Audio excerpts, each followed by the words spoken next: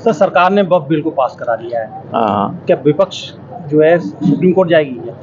चली गई विपक्ष, आपने देख पढ़ा ही नहीं, उसी दिन सुप्रीम कोर्ट चला गया। क्योंकि ये वक्फ बिल जो है वो सीधे सीधे संविधान का उल्लंघन कर रहा है। हमारे संविधान में जो मौलिक अधिकार है वो संविधान की आत्मा है। उस मौलिक अधिकार में जहाँ से शुरू होते हैं, 14 से शुरू होते हैं, उससे पहले एक लिखा हुआ है आर्टिकल 13 में, खंड 3 में ये सब है कि इस अध्याय के अंतर्गत किसी भी अधिकार को अगर छीना जाता है, संशोधित किया जाता है या सीमित किया जाता है तो वो कानून अवैध होगा। और आर्टिकल 26 में ये स्पष्ट मौलिक अधिकार दिया हुआ है जो संविधान द्वारा गारंटेड है कि धार्मिक स्वतंत्रता के रहते हुए ये जो धार्मिक क्रियाकलाप हैं, शिक्षण संस्थाएं हैं, अन्य हैं, उनको माइनॉरिटीज को उनका पूरा प्रबंधन करने का स्वयं अधिकार है। उसमें किसी तरह का कोई भी हस्तक्षेप होगा तो गैर कानूनी होगा।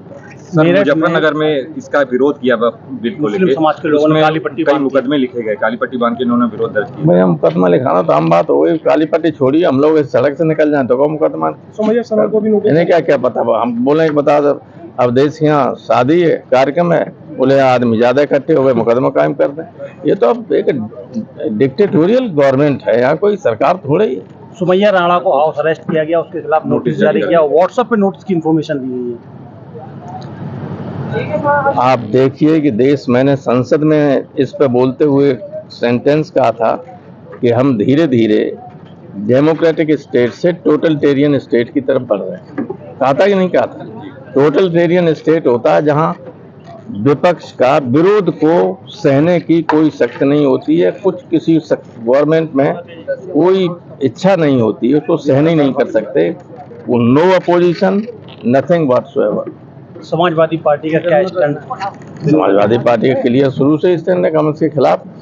जिन लोगों ने अब तक जितने भी चुनाव होते रहे उसमें हमेशा समाजवादी पार्टी आरोप लगाती है। जिन लोगों के पक्ष में वोट दिया वो सब बीजेपी समर्थक थे। क्षेत्रीय पार्टी जो थी एक तरफ कह रही थी कि हम विपक्ष के साथ हैं, दूसरी तरफ नहीं, उसमें केवल 2 ही पार्टियां थी और कोई नहीं।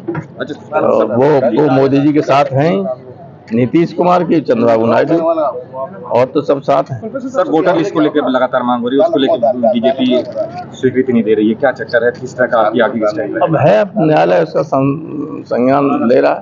प्रोफेसर, देश में सबसे ज्यादा विकास रोजगार के मुद्दे बोल रहे हैं, अब सिर्फ धार्मिक मुद्दों पर राजनीति हो रही है।